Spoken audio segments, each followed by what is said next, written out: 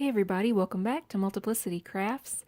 Today we are going to be making a paper quilling flower, and this is beginner friendly.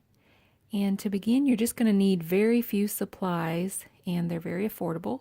You just need some quilling strips, a quilling tool, scissors, a little glue bottle with glue, obviously, a, a set of reverse tweezers, and an acrylic block. So to begin, you're going to put your paper into the quilling tool. It does have a little slit at the end. Just bring that all the way to the end and start rolling your paper onto the quilling tool. Now I did cut this paper in half. It was a little bit longer when I had the original quilling strip, but like I say, it's cut in half because I didn't need that big of a circle because I'm making small petals for a flower. Once I have that finished, I just am going to set that on my work surface and let it kind of uncoil on its own to about the size it's going to be. And then I'm going to use my fine metal tip glue applicator to apply a little bit of glue. You can also use a toothpick if you don't have a glue applicator like this, just to make sure you don't get too much glue. I just hold that for just a little bit just to make sure it's dry, and then I have a completed circle. I'm going to make several of these and put these all into little shapes of flower petals. And so it's very easy to make a flower petal. All you have to do is just take the circle that you just made and put your fingers on both sides of it and just kind of work it back and forth and make sure that little center circle stays in the middle. And once it looks like it's about in the middle, then you can go ahead and squeeze that down. And it makes kind of a cat eye shape, and that is going to be your flower petal. It's very easy. You can do this in different colors also if you want to make it for your leaves, which is what I did, as you'll see in the finished project later. So once I have all my petals squashed down into cat eye shapes, I'm just going to put those onto my card base. And I thought purple was good because it is a complementary color of yellow.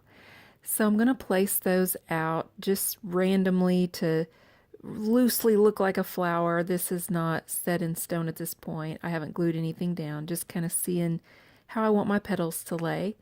And then once I have that about where I want it, I'm going to grab my acrylic block. And this is just a stamper acrylic block that you would put your stamps on. And I just have, or you can use acetate. And I just have a little bit of glue I'm going to place on there, use my tweezers, coat the back of the petal, and glue it into place. And this acrylic block will wipe clean with just straight water. It's very easy to clean. Sometimes it'll even peel off if the glue does dry on there. So anyway, I'm just going to go ahead and place those. And I do have 7 petals here, but it actually looked okay with just 5 petals, so if you didn't want to do a real elaborate flower, you could always just get by with 5 petals. And here in just a second, I'm going to show you right there what it looks like with just the 5 petals. So it looks fine, but I just wanted mine a little bit fuller, so I went ahead and added in the other 2 petals there on the side.